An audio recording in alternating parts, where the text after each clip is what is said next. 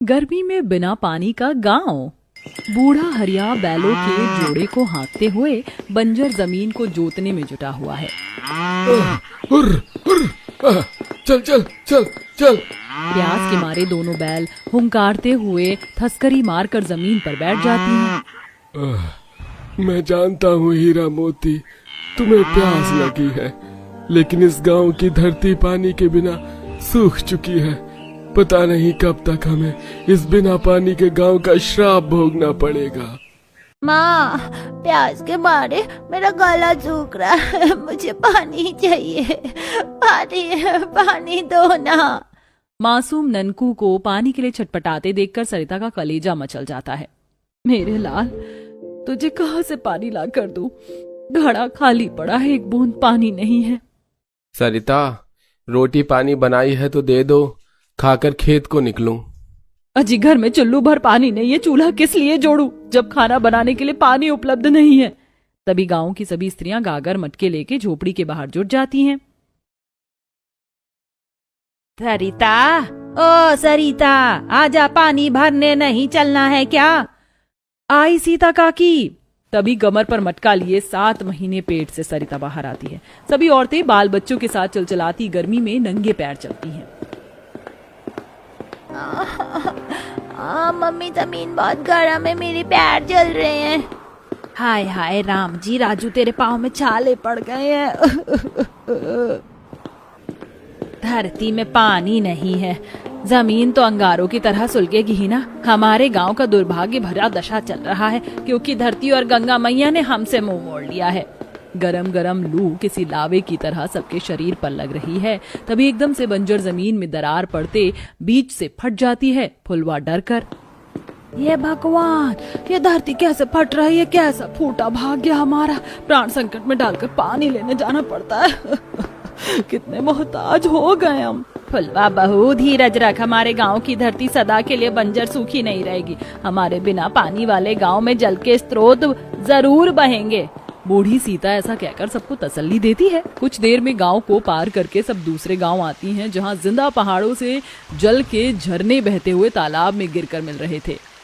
अम्मी, देखो इस गांव में कितना सारा पानी है, मुझे ठंडे ठंडे पानी में नहाने को दिल कर रहा, नहला दो। तभी पोखर का पहरेदार मंगरू दुत्कार कर बोलता है, ए लड़की, चल दूर हट, तुम सबके सब श्रापित हो, तुम्हारे छूने से पोखर सूख जाएगा। चलो चलो, सारी लुगाइयां लाइन लगा लो। फिर सब गरीब सास बहू आग बरसती गर्मी में लाइन में लग जाती हैं। मंगरू बड़ी मक्खरता से जमुना को आधा मटका पानी देता है। अरे भाई, कम से कम इस मटके को पूरा तो भर दो। इतने थोड़े पानी में खाना पीना कैसे बनाएंगे और पिएंगे? अरे ओ काकी, यह पोखर तुम्हारे बाप दादा ने नहीं खुनवा रखा। खैर, मनाओ कि हमारा गांव तुम्हें पानी दे रहा है, वरना तुम जैसे शापित लोग बूंद बूंद को तरसोगे। मंगरू इसी प्रकार सबको खरी खोटी सुनाकर थोड़ा थोड़ा पानी देता है और वापस अपने गांव को लौटने लगती हैं। भगवान न करे कि कोई और पीढ़ी इस बिना पानी के गांव में पैदा हो। ऊपर वाले ने दुर्गति करके रख दी है।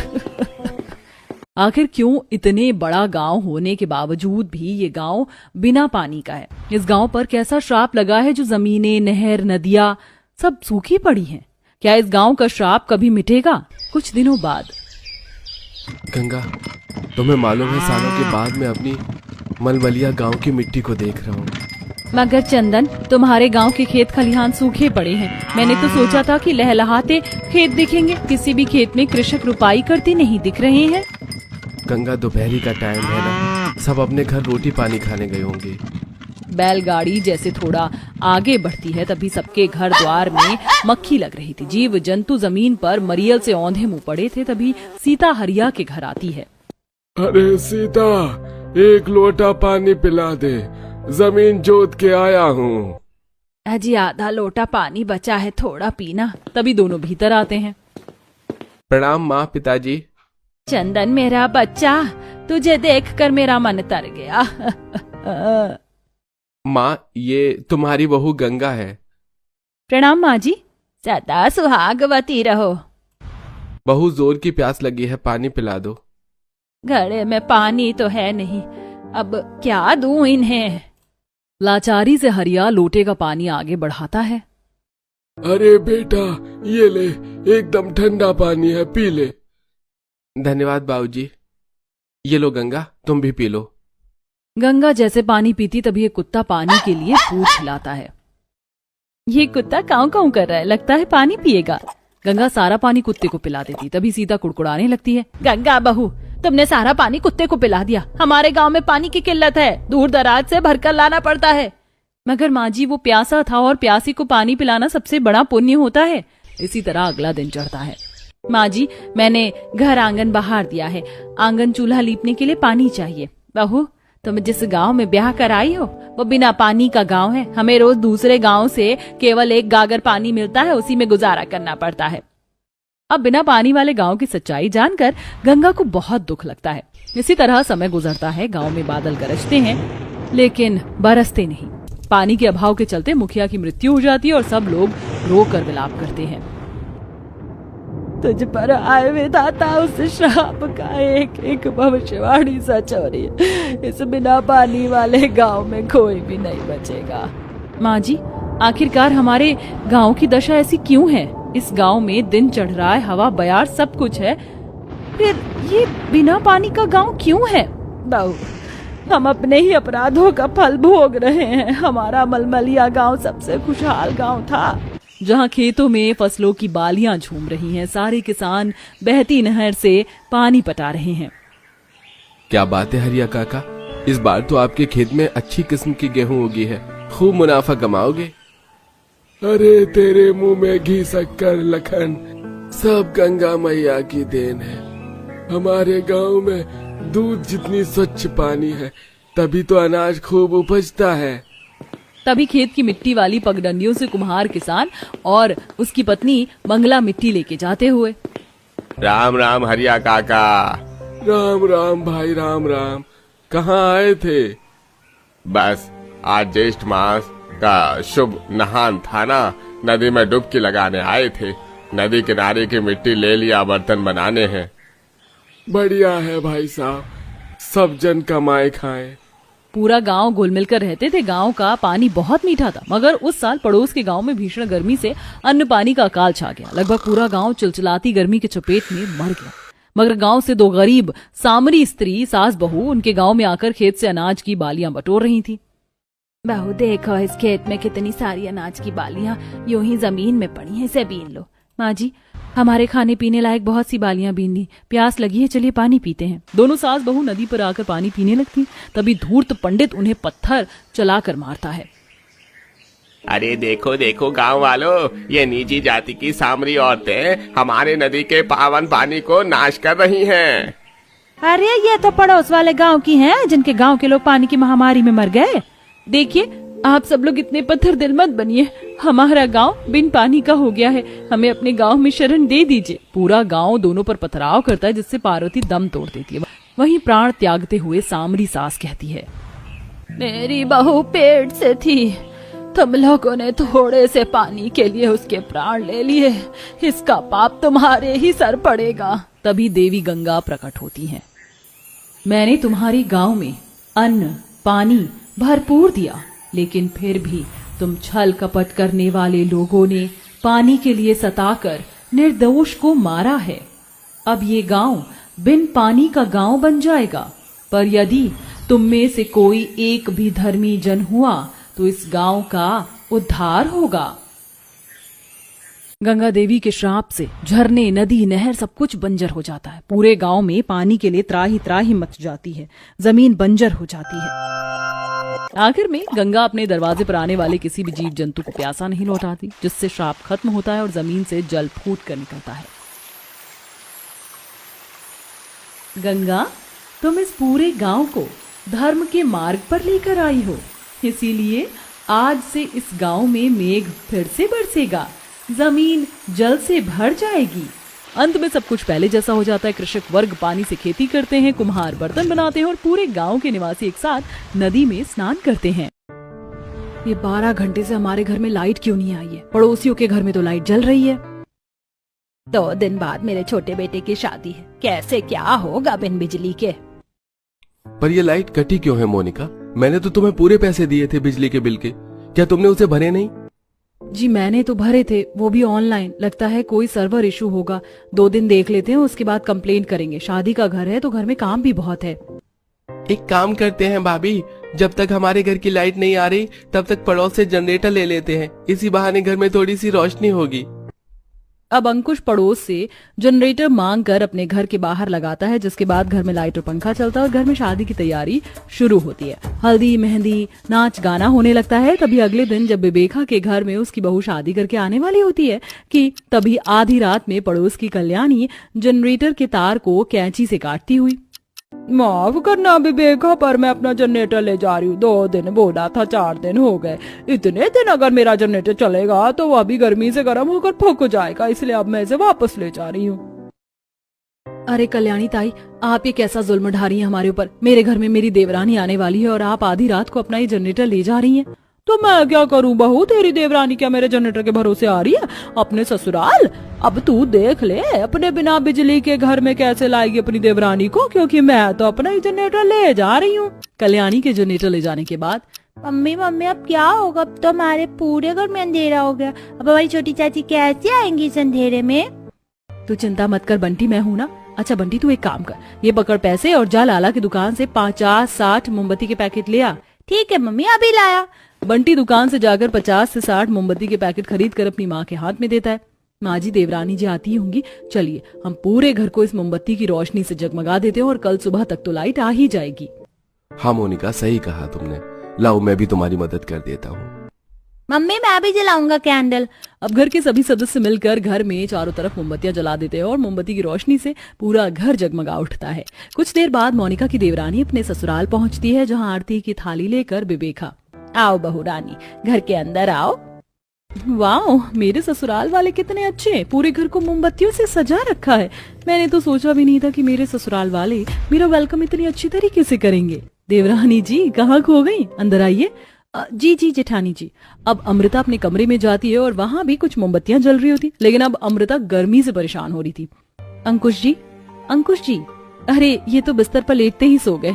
लाइट और पंखा तो चला लेते कम से कम। कोई बात नहीं, मैं खुद ऑन कर लेती हूँ। अमृता लाइट और पंखे का स्विच ऑन करती है, लेकिन ना तो पंखा चलता है और ना ही लाइट ऑन होती है। हाय रब्बा, लाइट तो है ही नहीं। लगता है इसीलिए अंकुश जी बिना कुछ कहे सो गए। अब इतना भारी लहंगा पहनकर मुझे गर्मी में सोना पड़ेगा। दूसरी तरफ अमृता की जेठानी और जेठ, देखिए जी, सुबह से 50 कॉल कर चुकी हूँ बिजली विभाग के हेल्पलाइन नंबर पर, लेकिन कोई रिस्पॉन्स नहीं आ रहा है। और कल देवरानी जी की मुंह दिखाई, फिर उसके बाद पहली रसोई की रस्म भी है। अच्छा, अभी तुम आराम कर लो, कल की कल देखते हैं। इसी तरह अगले दिन सुबह जब अमृता अपने कमरे से नहा धोकर बाहर आती है तो घर के सभी खुली खिड़कियों में से धूप की रोशनी घर में आता देख परेशान होकर कहती है, हे भगवान, आप लोगों ने ये पूरे घर की खिड़कियां क्यों खोल रखी हैं? देखिए कितनी तेजी से धूप आ रही है घर के अंदर। माँ जी, जेठानी जी, अभी तक घर में लाइट नहीं आई है क्या? आ जाएगी लाइट बहू, तू क्यों परेशान होती है? जा फटाफट तैयार हो जा, तुझे पड़ोस के लोग देखने आ रहे हैं। अब एक बार फिर अमृता चुप हो जाती है और अपनी मुंह दिखाई की रस्म के लिए तैयार होने लगती है। कुछ देर बाद पड़ोस की कई औरतें अमृता को देखने आती हैं। हे राम, कितनी गर्मी हो रही विवेका तेरे घर में। इतनी गर्मी में अपनी बहू की मुंह दिखाई की रस्म करने की क्या जरूरत थी? अरे तुमने तो फिर भी पतली सूती की साड़ी पहन रखी है, मैंने तो इतना भारी लहंगा, इतने भारी भारी गहने पहन रखे। सोचो मेरा क्या हाल हो रहा होगा इस गर्मी में। ये भगवान, ये लोग जल्दी से मुझे देखकर जाते क्यों नहीं? हाँ, वो बिजली कट गई है इसीलिए थोड़ी दिक्कत हो रही है। बाकी तुम ये बताओ, तुम्हें मेरी बहू कैसी लगी? हमें तो बहू बहुत अच्छी लगी विवेका, सदा सुहागन रहे तेरी बहू। दूर खड़ी मोनिका, ये भगवान, अभी तक बिजली नहीं आई। अगर यही हाल रहा तो मेरी देवरानी को बिना बिजली के ही अपनी पहली रसोई करनी होगी। एक काम करती हूँ, जब तक देवरानी की मुंह दिखाई की रस्म चल रही है, मैं एक बार और बिजली विभाग के दफ्तर जाती हूँ। मोनिका सड़क से ऑटो लेती है, लेकिन ट्रैफिक में फंसे फंसे मोनिका का आधे से ज्यादा समय सड़क के ट्रैफिक में ही खराब हो जाता है। और जब वह बिजली विभाग के दफ्तर पहुंचती है तो वहाँ की अथॉरिटीज, भैया जी कब से बिजली बिल भर रखा है, आखिर कब पास होगा हमारा बिल? गर्मी में बिना पंखे के रहना कितना मुश्किल है, ये तो आप समझ ही सकते हैं। बताइए ना, कब आएगी हमारी बिजली? अरे मैडम, समझते तो हम सब कुछ है, लेकिन क्या करें, आपकी जो दिक्कत है वो पीछे से रुकी हुई है। हम इसमें आपकी कोई मदद नहीं कर सकते। और वैसे भी अब शाम के 5 बज गए हैं और अब हमारा दफ्तर बंद करने का टाइम हो गया है। आप कल आइएगा। अब निराश होते हुए मोनिका अपने घर लौटती है, जहाँ विवेका और अमृता लैंप जला रही होती हैं। जेठानी जी, कहाँ चली गई थी आप? और ये बिजली कब आएगी जेठानी जी? अगर मैंने देवरानी जी को बताया कि बिजली विभाग वालों ने हमारे घर की बिजली काट दी है तो कहीं ये परेशान ना हो जाए। आ जाएगी देवरानी जी, जल्दी ही आ जाएगी। अच्छा, अभी तो आपकी पहली रसोई होनी बाकी है ना? हाँ बड़ी बहू, लगता है बिना बिजली के ही बहू को पहली रसोई करवानी होगी। बिना बिजली के अंधेरे में मैं अपनी पहली रसोई का खाना कैसे बनाऊंगी? घबराओ मत देवरानी जी, मैं हूं ना। मैं यहाँ लैंप और हाथ पंखा लेकर तुम्हारे साथ चलती हूँ रसोई में, जिससे तुम्हें रोशनी और हवा दोनों मिलती रहेगी। और तो और देवरानी जी, तुम्हें बिना बिजली में अपनी रसोई करने में ज्यादा परेशानी भी नहीं होगी। नहीं जेठानी जी, आप पहले ही बहुत परेशान हो गई। आप बैठिए, मैं कर लूंगी। अब मोनिका की देवरानी अंधेरे में लैंप लेकर बिना बिजली के अपनी पहली रसोई का खाना बनाना शुरू करती है। गर्मी से भीगती हुई अंधेरे में वह मसाले के डिब्बे को टोह टोह कर ढूंढती है। ये भगवान, इतने अंधेरे में मुझे अपनी पहली रसोई करनी पड़ेगी। मैंने कभी नहीं सोचा था, इतने सपने सजा रखे थे अपनी पहली रसोई की, सब चकनाचूर हो गया। ऊपर से अंधेरे में समझ में भी नहीं आ रहा है कि कौन से डिब्बे में चीनी है, कौन से डिब्बे में नमक है। भगवान, मैं तो तेरे भरोसे ही बिना बिजली में अपनी पहली रसोई कर रही हूँ। कुछ व्यंजनों को बनाने के बाद, हे भगवान, बिना बिजली के पसीने में भीग भीग कर मैंने ये सब्जियां, पुलाव, पूरी, रायता तो बना दिया। बस मीठे में हलवा बनाना बाकी है, पर समझ में नहीं आ रहा कि ये मूंग की दाल है या चने की दाल है। कहीं मैं इस अंधेरे में मसूर की दाल का हलवा न बना दूं। हाय रब्बा, क्या करूं, कुछ समझ नहीं आ रहा। अब अमृता अनुमान लगाती हुई दाल को लेती है और सिलबट्टे पर पीस कर घी में भूनकर मूंग दाल का हलवा बना लेती है और कुछ देर बाद अपनी पहली रसोई का खाना डाइनिंग टेबल पर परोसती है। या बल्ले बल्ले, छोटी चाची का हाथ का खाना आज हम लोग कैंडल लाइट में खा रहे हैं। मम्मी मम्मी, ये तो हमारा कैंडल लाइट डिनर हो गया ना? बेटा। देवरानी जी, आप ठीक हैं? जी मैं ठीक हूँ, बस यूं ही समझिए। चलिए आप लोग खाना खाकर बताइए कैसा बना है। अब पूरा परिवार खाना खाते ही अमृता के खाने में कमी निकालना शुरू कर देते हैं। हे भगवान बहू, ये सब्जी इतनी मीठी क्यों लग रही है? ये तूने आटे की पूरी बनाई है या बेसन की? मुझे तो इस हलवे में भी कोई दिक्कत लग रही है। अमृता, तुमने ये मक्का मूंग दाल का ही हलवा बनाया है ना? हाँ हाँ, बनाया तो मूंग दाल का ही था। अच्छा बस कीजिए। एक तो हमारी प्रॉब्लम को समझते हुए देवरानी जी ने अपने ससुराल में पहली रसोई बिना बिजली के की, और आप लोग हैं कि एक एक करके उनके खाने में कमी निकाल रहे हैं। अरे जो बन गया है खा लीजिए। थैंक यू जेठानी जी, इतना अंडरस्टैंडिंग होने के लिए। सच में बहुत मेहनत लगी थी इसे बनाने में। अब अगले दिन अमृता की जेठानी फोन पर बिजली विभाग वालों से बात कर रही थी, वहीं दूर अमृता दरवाजे पर खड़ी सारी बातें सुन लेती है। जेठानी जी, तो ये कारण है घर में बिजली ना आने की? अरे आपने मुझे ये बात पहले क्यों नहीं बताई? आपको पता है इसके ऊपर हम कड़ी कार्रवाई करवा सकते हैं। आप अभी मेरे साथ बिजली विभाग में चलिए। अब मोनिका अपनी देवरानी के साथ बिजली विभाग आती है। सर, बिजली बिल से रिलेटेड कंप्लेन किया था पर कोई सुनवाई नहीं हुई अभी तक। आगे जाइए, आगे, यहाँ नहीं होता ये सब। आप करते हैं कार्रवाई या मैं आपके ऊपर कार्रवाई करूं? 1912 की धारा लगाऊंगी। गैर कानूनी तौर तरीके से बिजली काटने के जुर्म में आपको भी अंदर किया जाएगा और आपकी ये कुर्सी भी आपसे छीन ली जाएगी। अरे मैडम, आप तो भड़कने लगी। बैठिए बैठिए, मैं करता हूँ ना सब। अब कुछ ही देर में मोनिका के पास उसकी सास का फोन आता है। बहू बहू, बिजली आ गई हमारे घर में। अमृता, माँ का फोन आया था, बिजली आ गई है, चलो अब घर चलते हैं। अब मोनिका की पढ़ी लिखी देवरानी अपने ससुराल में बिजली वापस लाती है, जिसके बाद मोनिका अपनी देवरानी की फिर से पहली रसोई करवाती है और पूरा परिवार खुशी खुशी शाही पकवान खाता है। अब हुआ सही मायने में मेरी छोटी बहू की पहली रसोई। भाई मजा आ गया पकवान खाकर। शुक्रिया माँ जी।